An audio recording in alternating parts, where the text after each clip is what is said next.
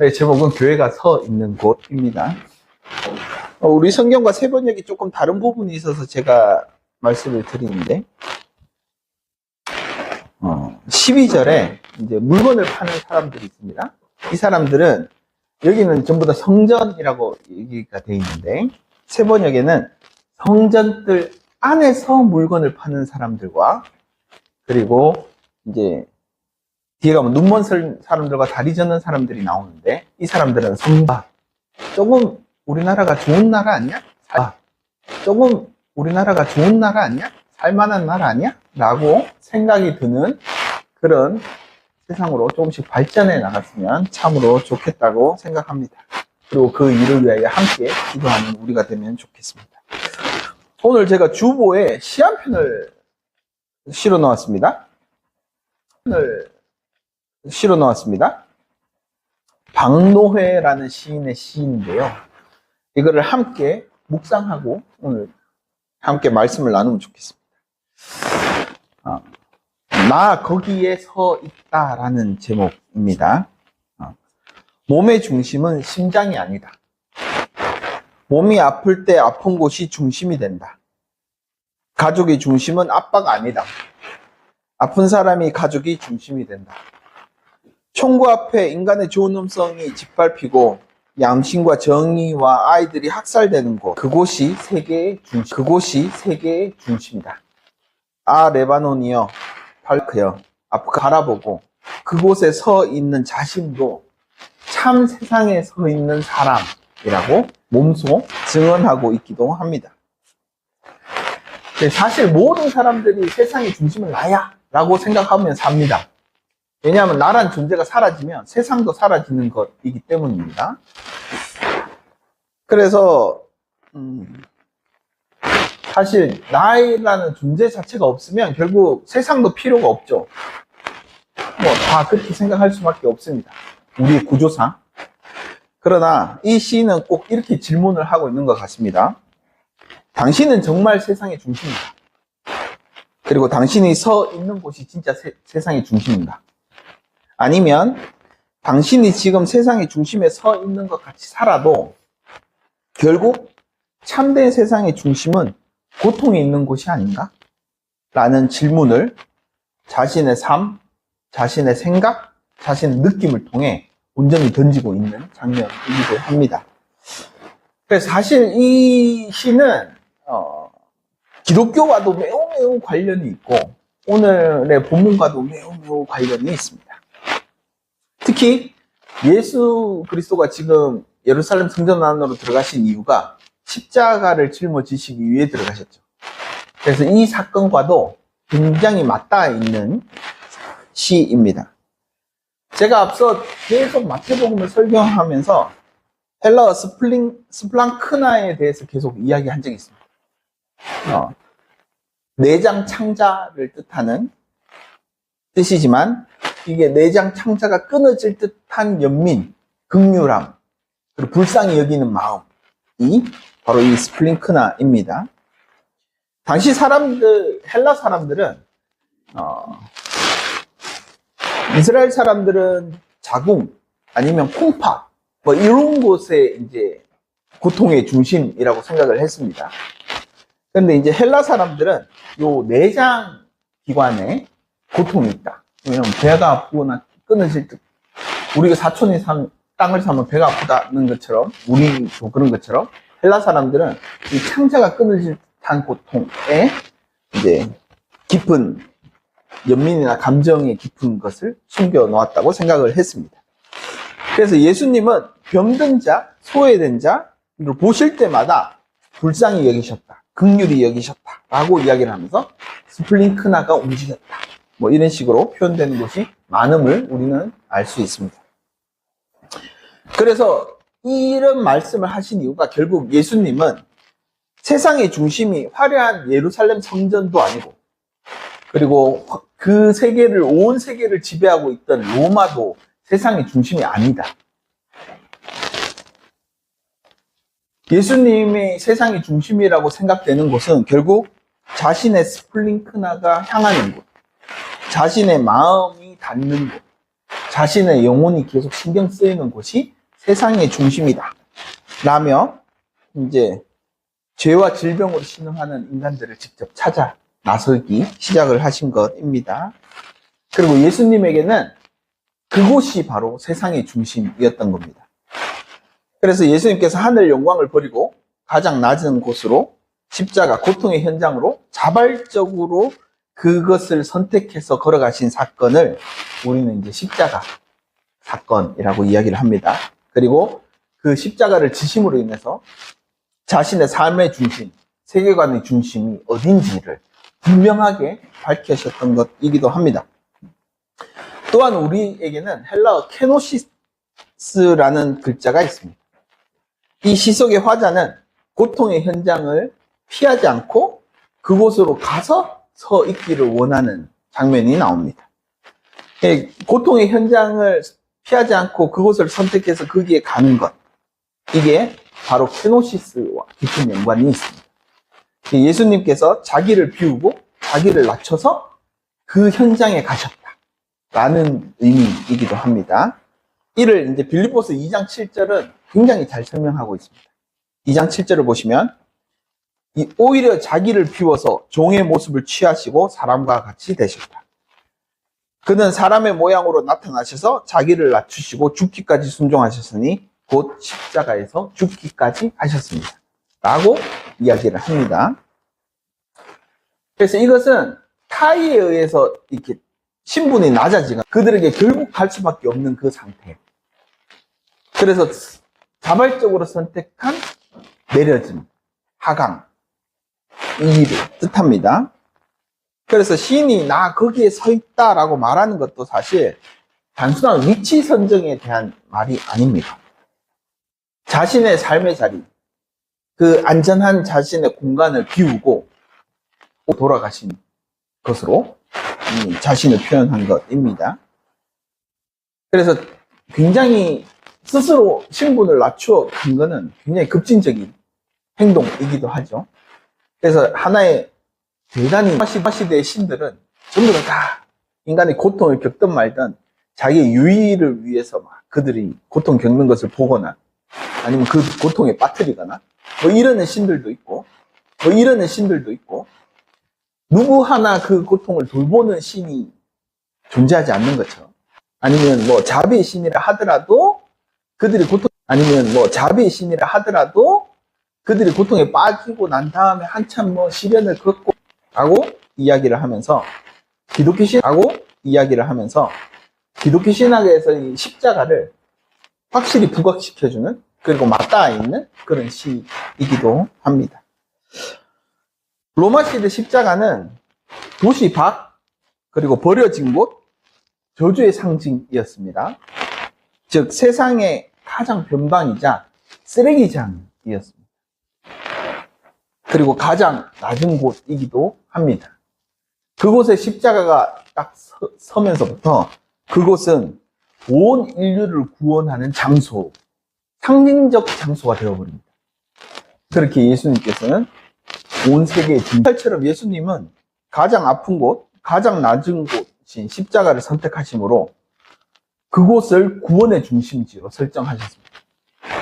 레바논, 팔스타인, 이라크처럼 짓밟힌 땅은 예수님의 시선에서, 하나님의 시선에서는 온 세계 나라 중 가장 우선적으로 하나님의 긍휼과 은혜가 닿는 곳이라고, 그곳이 영적 중심지라고 이야기를 하는 것과 마찬가지입니다. 그래서 오늘 본 시처럼 한마디로 표현하자면 예수님께서 십자가를 선택한 것은 결국 죄와 죽음의 공포에 떨고 있는 우리 곁에, 너 곁에 나 지금 하나님이 서 있다 라는 이야기와 마찬가지인 것입니다. 그래서 이 시가 신약 성서가 말하는 예수님의 사역과 매우 닮아 있다라고 이야기를 합니다. 아마 초대교회 사람들도 대부분 이렇게 생각했던 것 같습니다.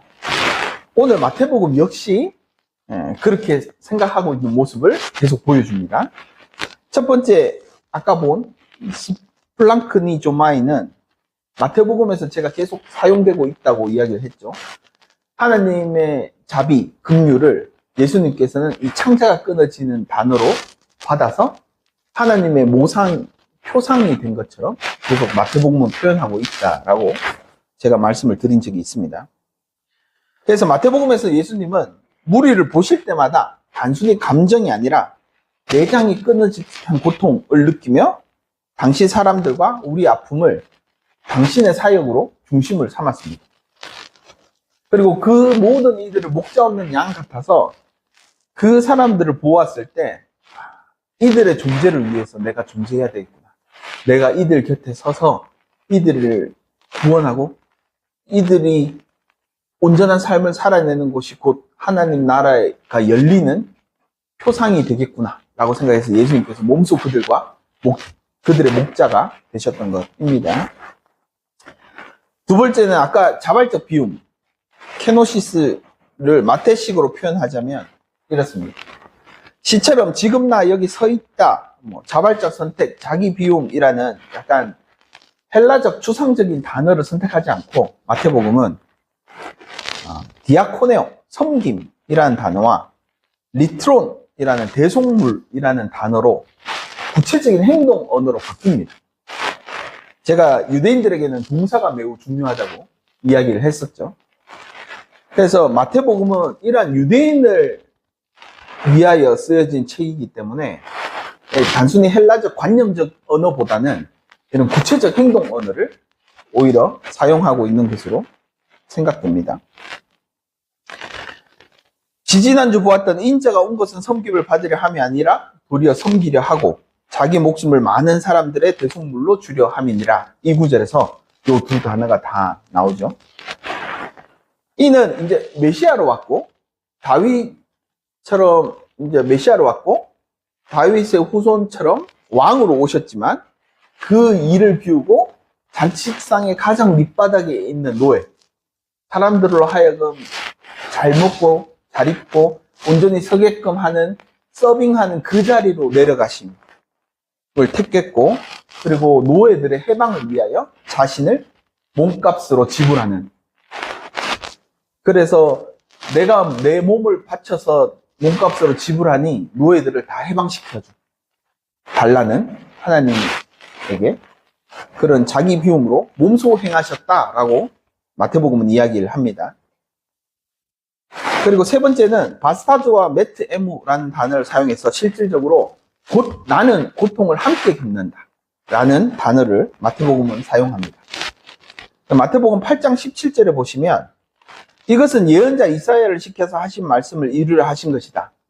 그는 몸소 우리의 병약함을 떠맡으시고 우리의 질병을 짊어지셨다. 이때 이제 바스타조는 무거운 짐을 직접 들어 올리다 라는 뜻입니다. 그러니 예수님께서는 병자들의 고통을 대신 자기의 삶의 짐으로 짊어지셨다. 이렇게 이야기를 바꿀 수 있습니다.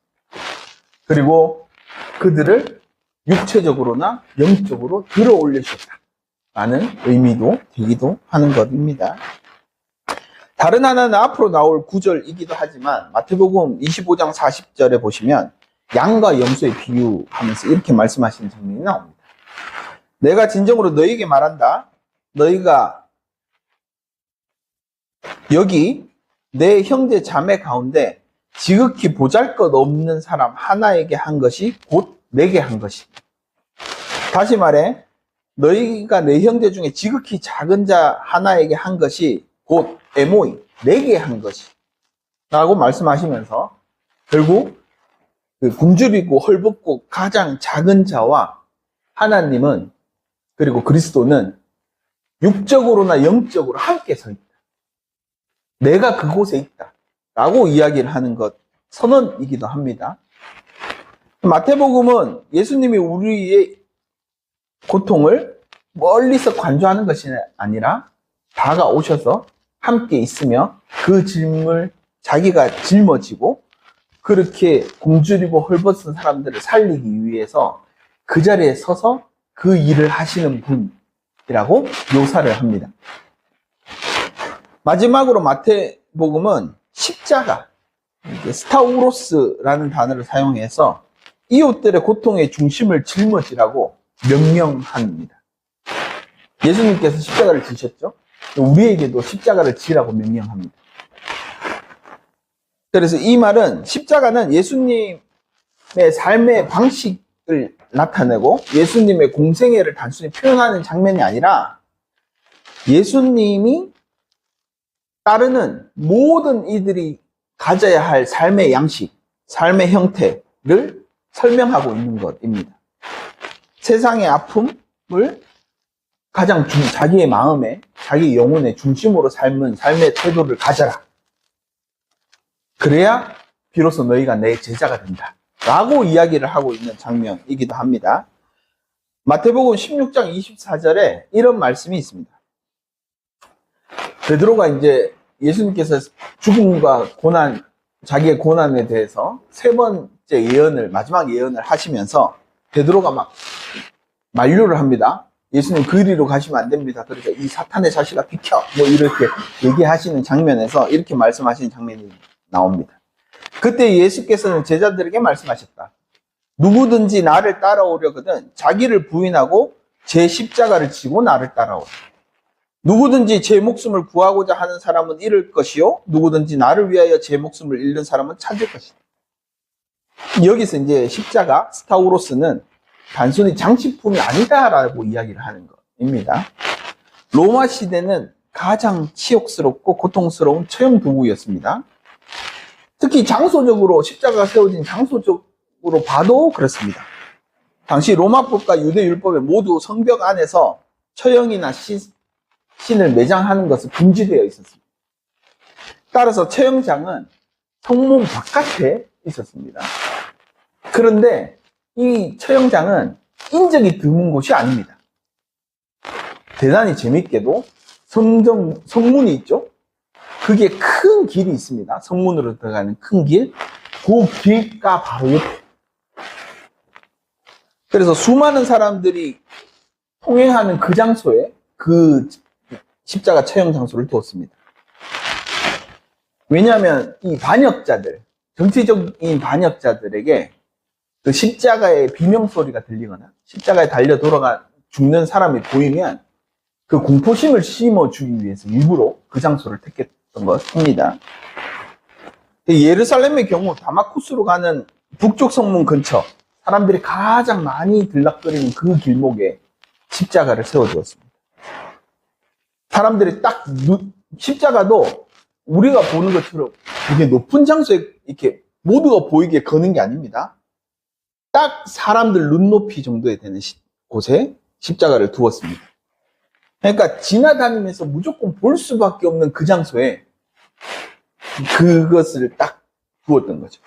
그러면 사람들이 자연스럽게 오, 나 저런 처형받으면 안 되겠지 라고 생각하며 공포심에 떨기에 딱 좋은 눈높이에 두었습니다. 그래서 지나가는 행인들은 그 죄수의 고통스러운 얼굴을 똑똑히 볼 수 있었고, 그 다음에 죄목이 적혀있는 죄패를 읽을 수 있었고, 심지어 침을 뱉거나 조롱할 수 있을 만큼의 낮은 언덕이기도 했습니다. 그리고 그 장소는 버려진 채석장이나 쓰레기장이었습니다. 우리가 잘 아는 골고다, 해골의 곳이죠. 그곳이 해골이 불린 이유는 고고학적으로 그 언덕이 약간 두개골 형태의 둥그란 언덕이었다고 합니다. 그러나 당시 전승에 따르면 처형된 죄수들이 뼈가 막 뒹구는 곳이기도 했습니다. 그리고 고고학적으로 당시 골고다 지역은 버려진 채석장이라고도 합니다.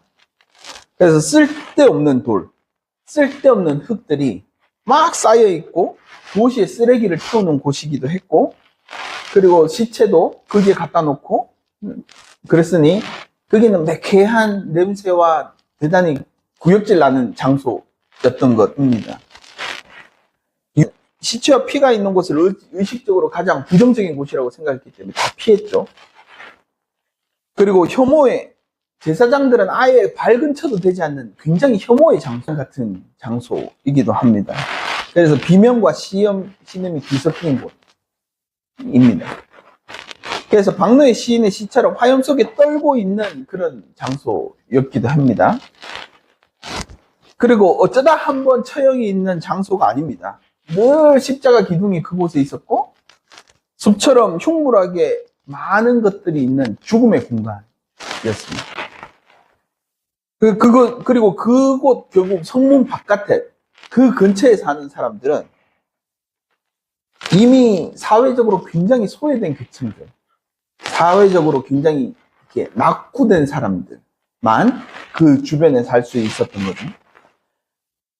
그러니까 그곳을 삶의 기반으로 사는 사람들은 결국 가장 그 사회에서 낮고 낮은 지위를 가지고 인간 취급도 못 받는 사람들이었습니다. 그곳에 십자가가 섰습니다. 그리고 역사가 바뀌어 그곳이 세상의 중심이 되어버린 것입니다. 마치 박노해 시인의 시처럼 하나님께서 몸의 중심은 심장이 아니다, 아픈 곳이 중심이다 라는 것처럼 장소가 되어버린 것입니다. 당시 로마 제국인에게 예루살렘의 중심은 총독 관저, 빌라도의 법정이었고 유대인의 중심은 화려한 헤롯 성전이었습니다.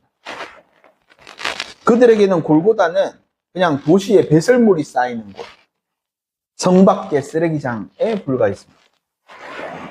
그러나 예수님의 십자가, 스타우로스가 세워진 곳은 그 더럽고 시끄럽고 피냄새 나는 채석장 언덕은 사실은 세상에서 가장 아픈 곳이었고 그리스도에 인해서, 그리스도가 자발적으로 그곳에 서심으로 인해서 그 땅은 버려진 땅이 아니라 이제 온 우주의 중심이 되어버린 땅이 됩니다. 역사적인 사건이기도 하죠.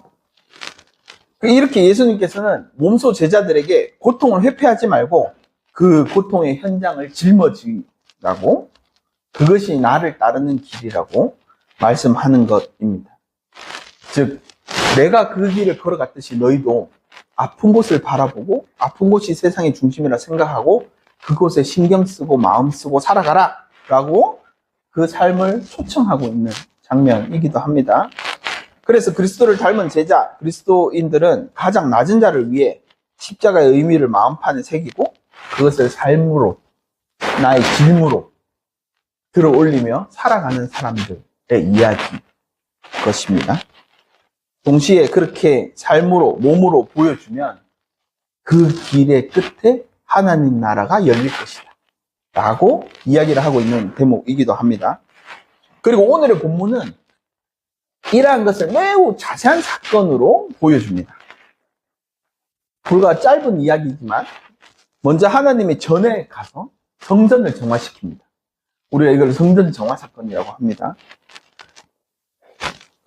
예배가 드리는 장소, 성전이죠. 유대인들이 생각할 땐 가장 거룩한 장소죠. 그곳에 예수님께서 딱 들어가서 예배를 준비하는 장소인 성 안뜰에 들어갑니다. 거기에는 예배를 준비하기 위해서, 보다 아름다운 예배를 준비하기 위해서 재물을 팔고 재물을 사고 그리고 돈을 환전하고 사고 팔고 하는 모든 뜰 안에 사람들, 하나님을 섬기는 아름답게 보이는 그 사람들이 모여있는 장소였습니다. 그곳에 가서 예수님이 그들을 다 내쫓고 그 돈을 바꿔준 사람들과 비둘기 파는 사람들의 상을 다 뒤집어 엎고 기록된 바 내 집은 기도하는 집이라 불릴 것이다 하였다. 그런데 너희는 그곳을 강도의 소굴로 만들어버렸다 라고 이야기를 던져버립니다. 지금 너희가 하는 모든 행위들이 강도의 소굴을 만드는 행위야 라고 이야기를 해버린 겁니다. 그리고 성전은 예배드리고 기도하는 장소이지만 실제로는 삶으로 예배를 드리고 기도하는 장소가 되어야 한다고 이야기를 합니다. 그리고 성전 뜰 밖으로 나갑니다. 성전 뜰 밖에 가니 아픈 자, 병든 자, 낮은 자들이 예수님이 나오자마자 모여듭니다. 자기를 좀 구원해 달라고.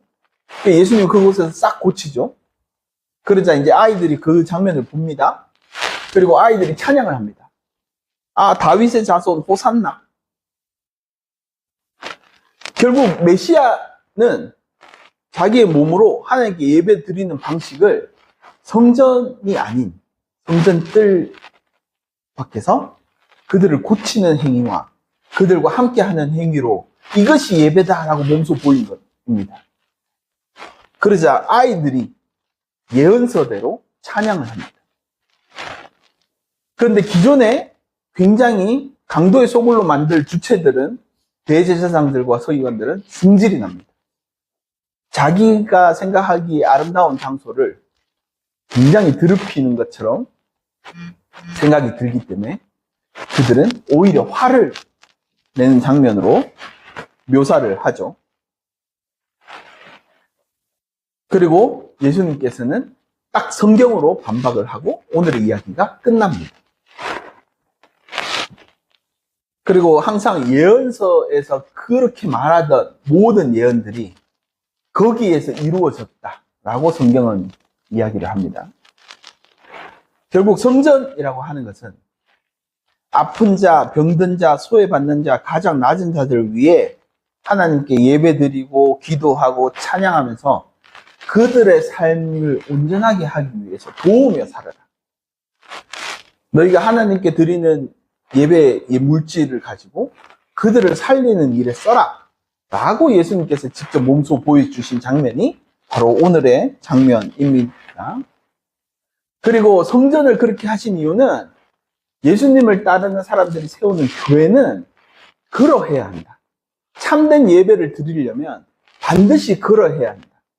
예수님이 그렇게 행동하신 그 행동 위에 교회는 서 있다 라고 이야기를 하고 싶어서 오늘의 성전을 가서 뒤집어 엎으신 장면이기도 합니다. 그래서 마태복음 역시 기존에 우리가 읽었던 히브리서나 빌립보서나 이런 거와 일맥상통하는 장면이 오늘에 연출되고 있는 것입니다. 그래서 우리는 한번 생각해 봐야 합니다. 오늘날의 교회는 어디 서 있는가? 우리는 지금 어디 서 있는가? 단순히 교회는 건물이 아닙니다. 주변에 아픈 자, 병든 자, 힘든 자들을 세우는 곳이 교회라고 마태복음은 이야기를 합니다. 그러면 우리 교회는 지금 어디 서 있는가? 나는 교회에 나와서 나는 어디 곳을 바라보이는가? 나는 지금 어디 서 있는가? 어디서 예배를 드리는가를 심각하게 오늘 고민을 한번 해보아야 되기도 합니다. 제가 특정 교회를 비판할 건 아니지만 모든 시민들이 사용하는 도로를 불법 점유하고 그곳에 이제 수많은 철거를 하든지 수많은 돈을 지불해서 그 손해를 메꾸든지 해야 됨에도 불구하고 그들은 법으로 그것을 회피하는 순간 하나님 감사합니다. 하나님 덕에 우리 교회 돈을 아꼈습니다. 더 이상 지출이 없습니다. 이렇게 말하는 교회가 어떠한 선한 영향력을 끼칠 수 있는가? 그들이 도죽의 소굴을 만든 것이 아닌가? 정말 예수님은 그것을 바라는 것일까? 라는 것을 심각하게 고민해보기도 해야 합니다. 또한 지금 각국의 이익 때문에 전쟁의 소문이 늘어납니다. 각자의 이권과 각자의 풍요로움을 위해 타인들을 억누르는 일이 비일비재하게 일어납니다. 이러한 세상에서 살아가는 우리는 사회적으로 영향을 받을 수밖에 없습니다. 우리 사회가 그렇게 생겨 먹었기 때문입니다. 그러면 깊이 고민을 한번 해봐야 됩니다. 내가 과연 이 물결에 휩쓸려서 따라갈 것인가? 아니면 참된 길을, 참된 방향을, 참된 곳을 택해서 갈 것인가? 이게 우리의 십자가이기도 합니다. 그래서 이것을 어떻게 중심을 잡고 예수님께서 비추는 빛이 어디를 향하고 있는가를 보며 걸어가야 될 것이 비로소 교회라는 곳입니다. 그리고 마태복음은 예수님의 말씀을 떠올리며 억눌린 타인, 가장 작은 자가 세상의 중심이자 하나님이 보시는 그리고 하나님이 그들과 함께 계시는 장소라고 이야기를 합니다. 박노해 시인은 고통의 현장에 함께하는 연대가 단순히 휴머니즘이 아니라 그곳이 실제로 세상의 가장 중심이고 가장 우리가 중심으로 삼아야 될 곳이라고 노래를 합니다. 그리고 자신은 그곳에 서 있다라고 이야기를 합니다. 이것이 얼마나 그 시인의 고민과 생각과 그 아름다운 모습을 그대로 보여주고 있는 것 아닌가 생각이 듭니다. 그리고 마태복음이 증언하는 예수 그리스도의 본질에 가장 근접해 있기도 하다고 생각이 듭니다. 교회는 이런 곳에 서 있어야 합니다. 그리스도인은 이곳에 서 있어야 합니다. 그 일이 굉장히 무가치하고 쓸데없다고 생각했던 로마인들, 유대인들은 그곳을 쓰레기장, 버려진 채석장처럼 생각합니다. 그러나 오직 그리스도를 바라보고 십자가를 바라보는 우리는 그곳이 하나님 나라가 열릴 공간이라고, 그곳이 교회가 세워질 반석 위라고 우리는 생각해야 합니다. 그리고 그곳을 향하여 한 걸음씩 나아갈 수 있도록 예수님께서 우리를 십자가를 지심으로 먼저 초청한 것입니다. 우리와 다른 세계관으로 살아가는 사람들에게는 매우 이것이 어리석은 일처럼 보입니다. 쓸데없는 짓이고 나의 이득이 하나도 없는 일처럼 보이지만 우리는 그리스도를 믿기에 그리스도가 그 길을 얼마나 빛나게 하셨고, 그리고 수많은 초대교회 교인들이 그 모습을 보며 얼마나 많은 사람들과 함께하며 그들을 구원했는지, 그리고 찬란한 기독교의 역사가 그곳으로부터 시작됐는지 우리는 보고 듣고 알았습니다. 그러면 그 믿음을 따라 사는 것이 당연한 길이기도 합니다. 그리고 그것을 우리는 마음으로 믿고 영으로 믿어서 우리는 비로소 그리스도인들이 되었습니다. 새로운 한 해 시작입니다. 우리의 몸과 마음과 영혼이 그리스도의 인도하심을 따라 그 빛을 따라 잘 살아가는 한 해가 되기를 간절히 소망합니다. 그 빛을 따라 세상의 중심이 어디인지를 보며 그 빛을 따라가는 우리 교회가 되기를, 우리 교인들이 되기를 간절히 소망합니다. 기도하겠습니다. 사랑의 하나님, 참으로 감사를 드립니다. 당신이 얼마나 마음 쓰고 신경 쓰며 우리와 함께 계시는지를 오늘의 본문을 통해 봅니다. 우리의 영혼과 육신이 가장 밑바닥에 있을 때에도 우리를 온전히 살리시기 위해 그 자리로 내려오셔서 우리와 함께 계심에 참으로 감사를 드립니다. 단순히 함께 있다는 것이 이렇게나 아름답게 느껴지게 해주심도 참으로 감사를 드립니다. 그 사랑의 표현을 닮아 우리도 서로 사랑하며 서로 표현하며 서로 곁에 살아갈 수 있도록 해주십시오. 우리 신앙과 우리 영혼을 이웃들과 함께하는 연대로 함께 행동으로 표현하며 살아가게 해주십시오. 우리의 믿음은 여전히 부족합니다. 우리를 불쌍히 여겨주십시오. 우리에게는 그 자리로 내려갈 용기가 없습니다. 우리를 불쌍히 여겨주십시오. 우리에게는 안전을 추구하는 여전히 본능에 휩싸이는 삶들이 있습니다. 우리를 불쌍히 여겨주십시오. 창자가 끊어지는 고통을 참으시며 우리에게 몸소 사랑한다고 이야기해 주시는, 그럼에도 불구하고 우리 곁에 있는 모습 그대로 함께 계셔 주시는 우리 주 예수 그리스도 이름으로 간절히 기도드립니다.